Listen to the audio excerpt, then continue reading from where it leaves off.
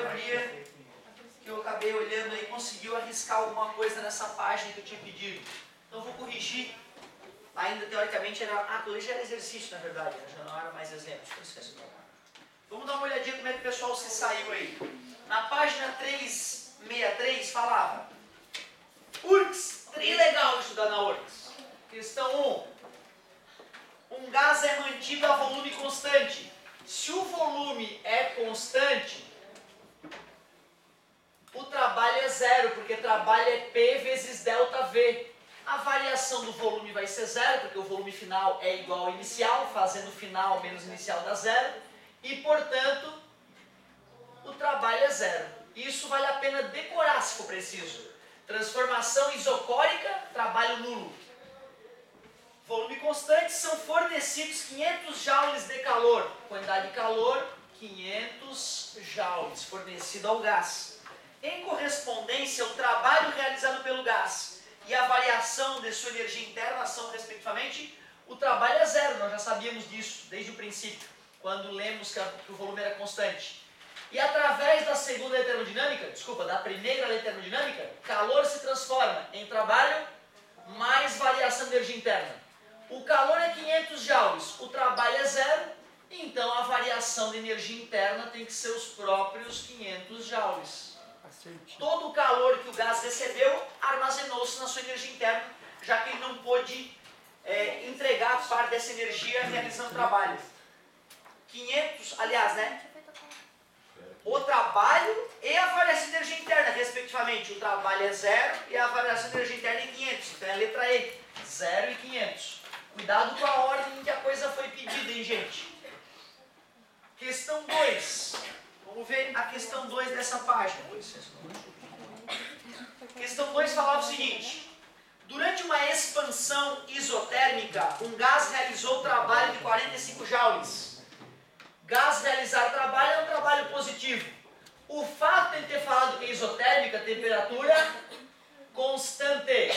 Como a energia interna depende apenas da temperatura e do número de mols, e ele não falou que o número de mols variou, se a temperatura é constante, o U também é constante, a energia interna. Portanto, o ΔU dá zero.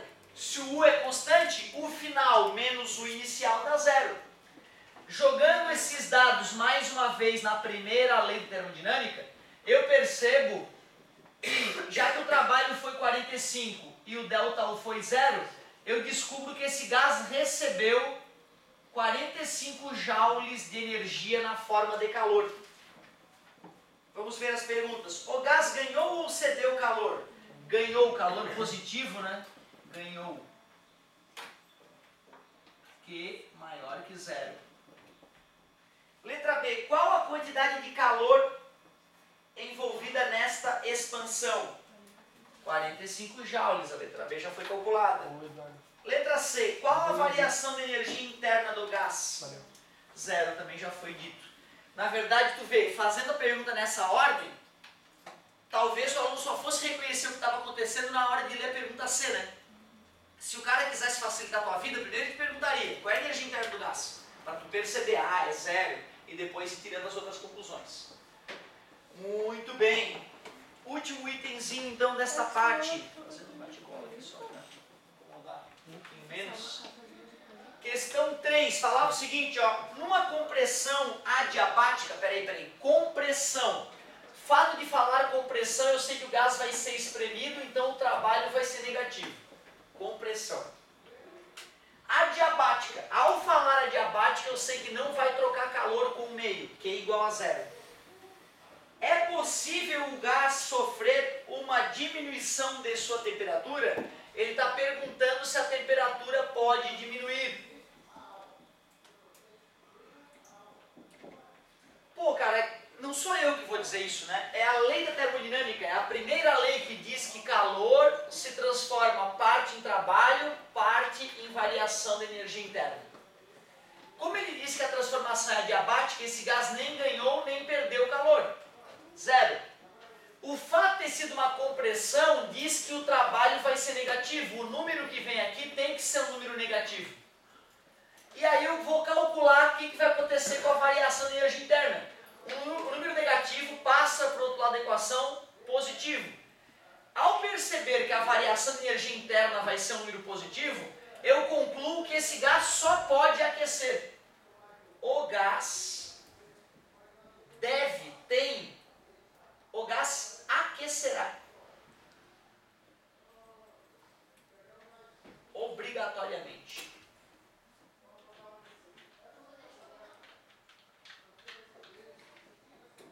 O gás aquecerá obrigatoriamente. Então tu vê, a natureza tem regras aí que não podem ser violadas. Essa é uma delas. Espremer um gás sem perder ou ganhar calor, a temperatura dele tem que aumentar. É o que acontece dentro dos motores diesel. O ar é comprimido, fica tão aquecido que quando o diesel é pulverizado lá dentro, automaticamente explode. Certo? O que dá um barulho característico já para o motor. Né? O motor diesel tem aquele barulhinho que na verdade é a grande taxa de compressão do motor. Não tem parte elétrica, não tem vela, né? Só os motores mais novos, que é a injeção de combustível eletrônica, né? E já dá mais problema, né? Se tu parar numa retífica de motores, tu vai ver que tem muito mais caminhonetes novas sendo retificadas do que caminhonete velha, certo? E claro, a indústria tem interesse, né, que os carros estraguem, né? Se as lâmpadas não queimassem, os carros não estragassem, o mundo moderno não existiria, né? Então a indústria tem que ser sábia na determinação do prazo de validade de seus equipamentos, né? É a famosa obsolência programada, certo? As coisas têm que ficar obsoletas, né? À medida que o tempo passa, senão a economia do mundo não giraria. Legal, vamos agora para a página 373, questão 17. Uma questãozinha ali que vale a pena a gente corrigir. Página 373, questão 17. Falava o seguinte, PUC. O gráfico a seguir representa uma transformação isométrica. Só dizer que é isométrica, ou seja, volume constante, eu já sei que o trabalho é zero. Importante isso. De A para B, onde a energia interna de 1 mol de oxigênio varia em função da temperatura absoluta. Talvez não seja necessário, mas não custa notar, né, que o número de mols é 1. Ele fez o gráfico lá, registrando o ponto A e o ponto B. Tinha as temperaturas do ponto A e do ponto B, 300 para o ponto A, 400 para o ponto B, totalmente fora de escala no meu gráfico. E a energia interna do ponto A era 500 joules, calorias. E a energia interna do ponto B, 900 calorias. A quantidade de calor absorvida pelo gás durante a transformação em calorias ele quer a quantidade de calor. Poxa, não tem massa, não tem calor específico, só tem a variação de temperatura. Então, por essa fórmula não vai funcionar. Que moleza também não vai funcionar. A única outra fórmula que a gente viu recentemente que envolve quantidade de calor é a primeira termodinâmica. Poderíamos até pensar em potência, né? Potência, energia com o passar do tempo, mas também não dá. Então não tem jeito, mais uma vez vamos correr para a primeira lei da termodinâmica. Ele quer saber quanto calor esse gás recebeu. O trabalho é nulo, estava embutido no enunciado, ao afirmar que a transformação era isovolumétrica ou isométrica. E a variação de energia interna eu vou calcular, porque eu tenho a energia interna final e tenho a energia interna inicial. Então eu vou calcular o ΔU.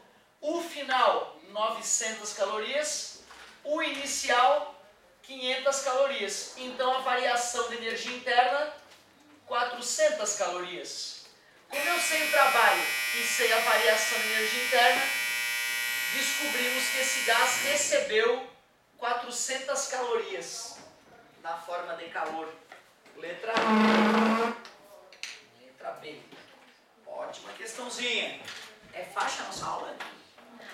Ah! Daqui a pouco eu estou de volta, meus queridos, para a nossa última aulinha. Muito obrigado pela paciência e pela atenção.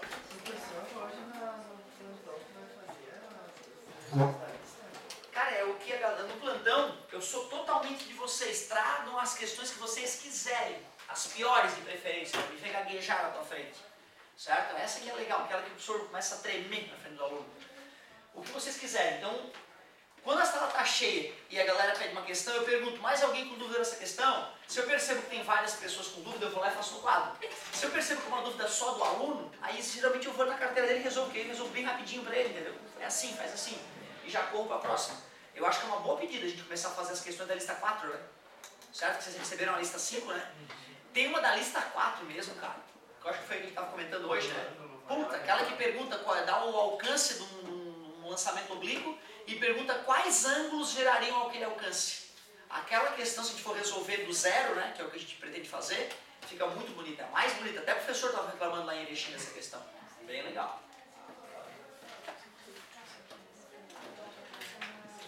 Aí ele tá para 6 horas. Eu garanti, porque assim, mesmo que tivesse curva, eu não posso garantir que isotécnico, né? Ele fazer a conta. Aí eu falei, fazer assim,